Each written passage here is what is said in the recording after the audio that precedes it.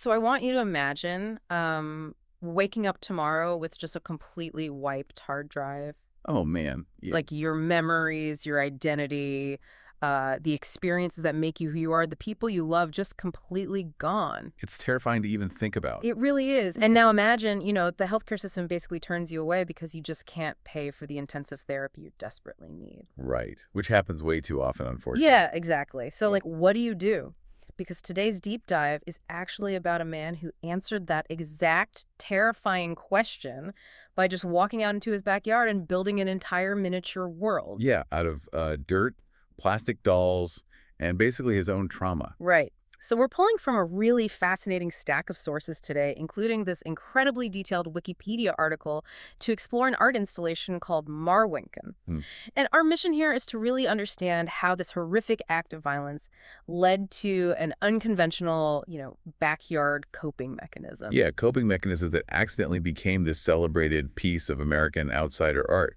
Exactly. And, we are starting in a pretty dark place today with a severe life-altering trauma.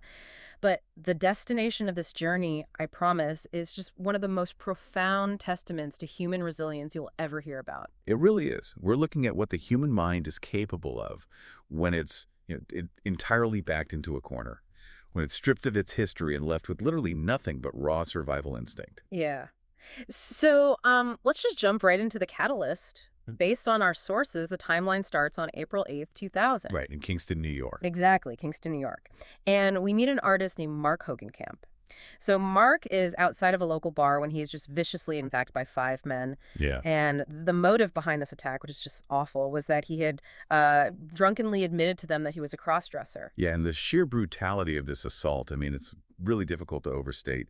These 5 men beat him nearly to death. Wow. He actually spent 9 days in a coma, followed by 40 days in the hospital. 40 days. I mean, and when he finally woke up from that coma, that wiped hard drive scenario we just talked about, Yeah. that became his literal reality. He woke up with severe brain damage and almost zero memory of his previous life. Which is just, I can't even fathom it. Right. I really want you listening right now to try and sit with that sheer terror for a second. It's not just like forgetting where you placed your car keys. No, not at all. You wake up and realize that you are essentially a ghost. The person who existed on April 7th has just been violently erased from your own mind. It's a total erasure of a life. And, beyond the physical brain damage, we really have to look at the systemic tragedy that compounds this. Right, the secondary trauma. Exactly. Because Mark survived a brutal hate crime, which is the primary trauma. But upon his discharge from the hospital, he faced this secondary trauma where he was just entirely unable to afford the intensive cognitive and psychological therapy he needed. The therapy required to basically rebuild a shattered mind. Right. He just couldn't afford it.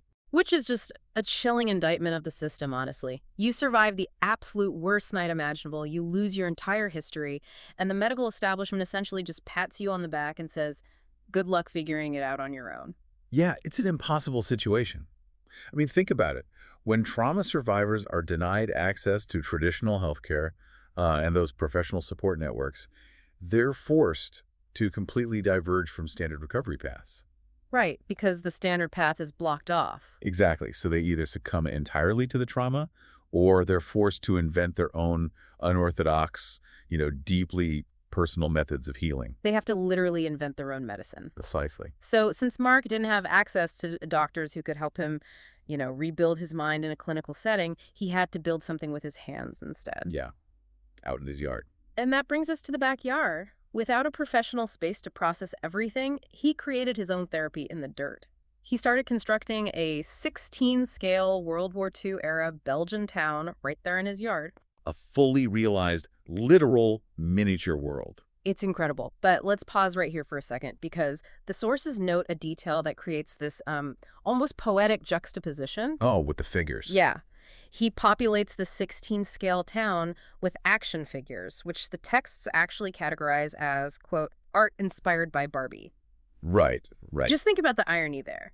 He was nearly beaten to death by men who wanted to punish him for subverting gender norms, right, for being a cross-dresser.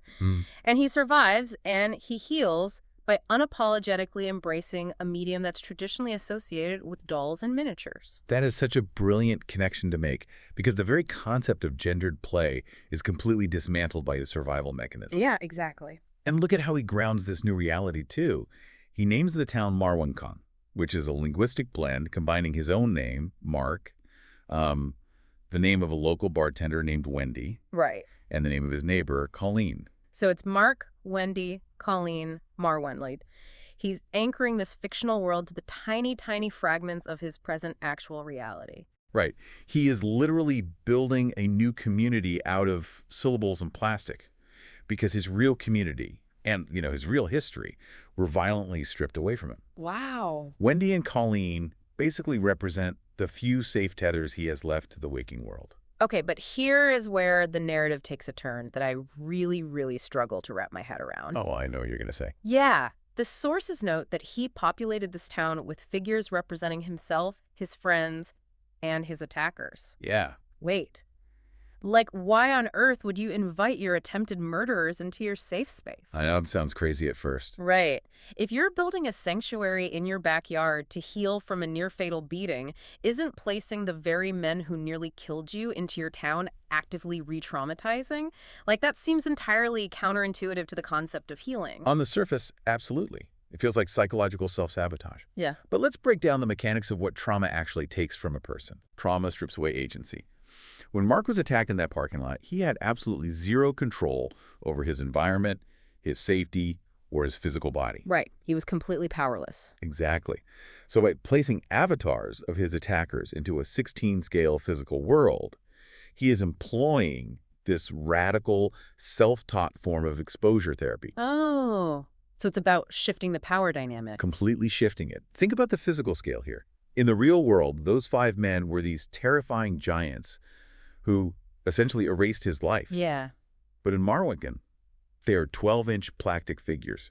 He can literally manipulate them with his own hands. Oh, wow. He becomes the author, the director, and basically the god of his own history and reality. Yeah. He gets to dictate what happens to them, how they interact with the town, and ultimately how his own narrative of survival plays out. That reframes the whole project for me. Because he couldn't control the real parking lot, but he had absolute domain over this 16-scale Belgian town. Exactly. And, beyond just the psychology of control, I imagine there's a physical component to this as well, right? Oh, for sure. Like, if he has severe brain damage, he's essentially doing manual labor on his own neural pathways. Yeah. By physically moving these plastic limbs, setting up these intricate little scenes, and forcing a narrative onto them, he's forcing a damaged brain to build new bridges. You're describing neuroplasticity in action. He's bypassing the damaged centers of his brain and using these tactile motor functions paired with visual storytelling to literally rewire his cognition. That is just profoundly powerful. It really is, especially considering it was entirely self-administered. Right. But, an incredibly intimate private world like that built purely for cognitive survival Yeah. in a backyard. It rarely stays hidden forever. Yeah, it's almost impossible to keep something that may be visually arresting a secret. Yeah. And eventually, a photographer named David Noggle accidentally discovers this backyard town. He sees the staggering attention to detail, the raw emotional weight of these posed plastic figures in the dirt, and he documents it. He takes these incredible photographs. Yeah. He photographs the scenes and shares Mark Hogenkamp's story with a magazine called Isobis, Right. which publishes a piece in their fall 2005 issue. And that publication basically serves as the match striking the powder keg. Suddenly, this deeply private coping mechanism is just lifted out of the Kingston dirt and exhibited at the White Columns Art Gallery in New York City. Yeah.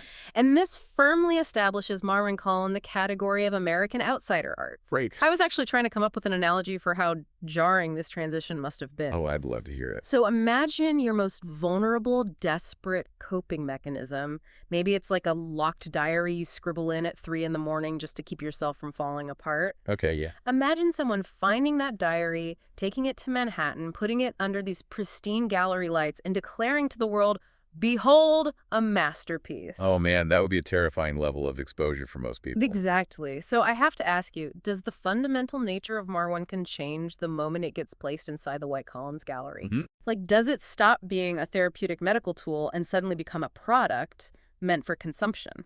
Well, you're really hitting on the central tension of outsider art there. Yeah. To really answer that, we need to unpack what the term actually means.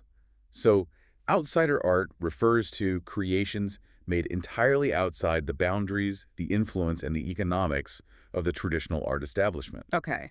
These are creators with no formal training who aren't making art to sell it or, to be critiqued by scholars or to fit into some avant-garde movement. They're just making it. Right. They create because they possess this burning, undeniable necessity to do so. It's just pure, unfiltered human expression. Exactly. And the power of Marwinkle in a gallery setting like White Columns derives exactly from its complete lack of artistic pretense. Oh, that makes sense. When a gallery patron looks at those photographs of action figures, they aren't looking at an artist trying to be clever. They aren't looking at someone trying to make a socio-political statement about the human condition. They are looking at a man actively fighting for his cognitive survival. Wow.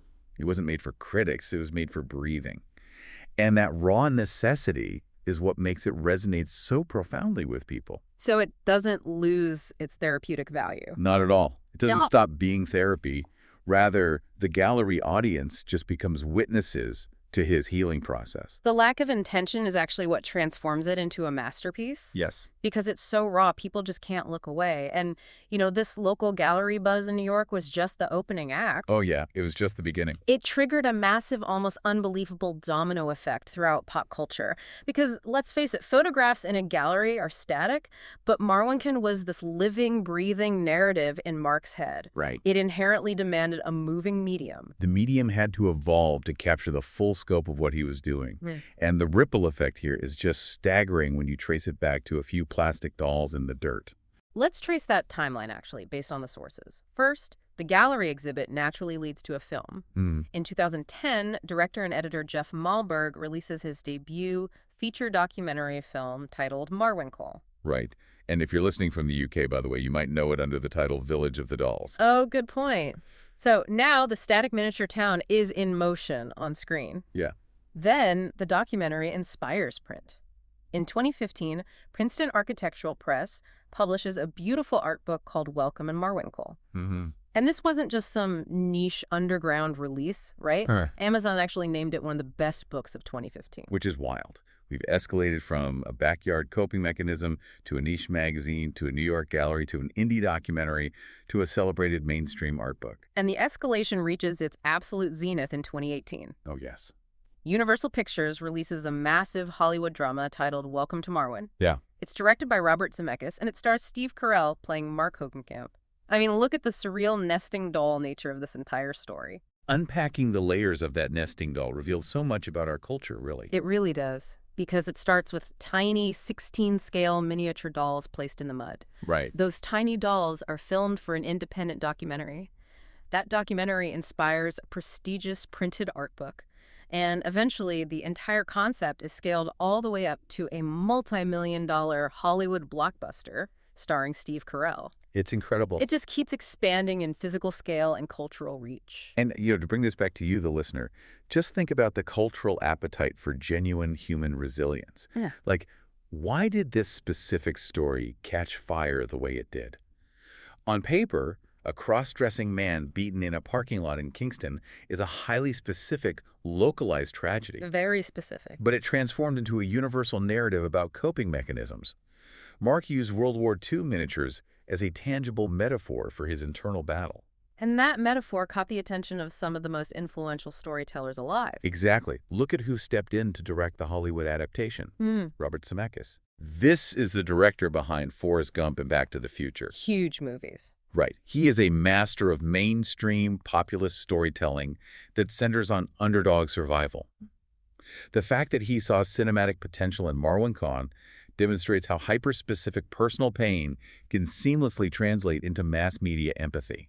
Because we can all relate to the feeling. Exactly. We all know what it feels like to want to retreat into a world we can control when the real world becomes too overwhelming or, too painful or too chaotic. Yeah. Mark Hogenkamp just literalized that universal feeling for us. Let's take a step back and look at the incredible arc we've just unpacked from our source material today. Let's do it. We started with a horrific identity-erasing assault that left a man with severe brain damage and no memories of his own life. Right. We witnessed a systemic failure where a lack of traditional healthcare access left him to fend entirely for himself. But out of that void came the pivot, Yes. the creation of a therapeutic 16-scale Belgian town. A backyard became a medical sanctuary. Action figures became literal avatars for processing severe trauma. Hmm. And finally, we traced how that deeply private, desperate coping mechanism blossomed into global artistic and cinematic recognition. Yeah. From the Kingston Dirt to a gallery in New York to an award-winning book and finally to a Steve Carell movie directed by Robert Zemeckis. It really serves as a remarkable testament to the enduring, almost stubborn nature of the human spirit. It does. And I want you to consider this in the context of your own life. Yeah, think about it. Think about what tools you have at your disposal when your life goes completely off the rails. When you face a crisis, whether it's massive or mundane, you don't always need traditional methods to process hardship. No, you don't. Sometimes the most profound healing doesn't come from a sterile doctor's office or like a prescribed routine.